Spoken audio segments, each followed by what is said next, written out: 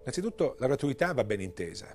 La prima operazione da fare quando si parla di gratuità in economia oggi è dire che cosa non è la gratuità.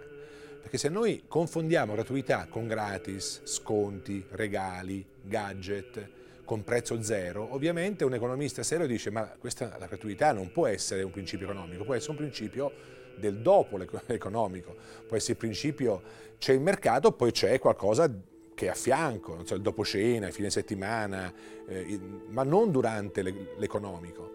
Se la gratuità è questo, ma se uno legge l'enciclica, soprattutto il capitolo terzo, scopre che non è questo la gratuità. La gratuità non è un che cosa faccio, non è un contenuto, l'altruismo, la filantropia, la beneficenza, il dono, in senso come il regalo, il gadget, ma è un come lo faccio, è una dimensione della vita, è un rapportarmi verso gli altri, la natura, me stesso, mai come un mezzo e sempre come un fine, è trattare ogni realtà come un valore intrinseco e mai strumentalizzarlo, mai usarlo.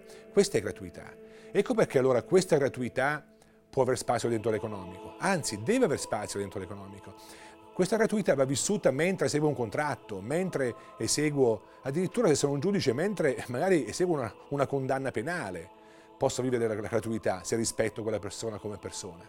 Cioè, quindi non è la cultura dello sconto, del gratis, ma è nel doveroso vivere il rispetto per la dignità mia, dell'altro, della natura. Due esempi.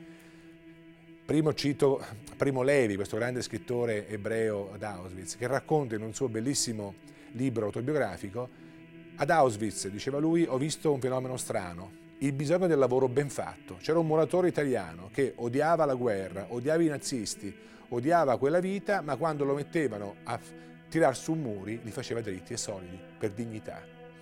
Questa per me è gratuità, cioè fare i muri dritti invece di farli storti, perché c'è un valore nelle cose che va rispettato anche in un muro.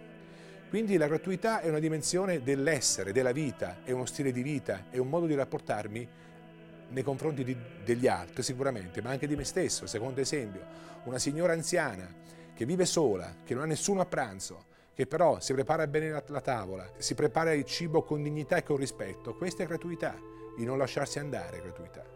Come dire, c'è un valore anche in me come persona, al di là del fatto che ci sia qualcun altro da amare. Cioè la gratuità viene prima, io direi, dell'altruismo, perché è una dimensione della vita fondativa che dà senso a ogni comportamento umano.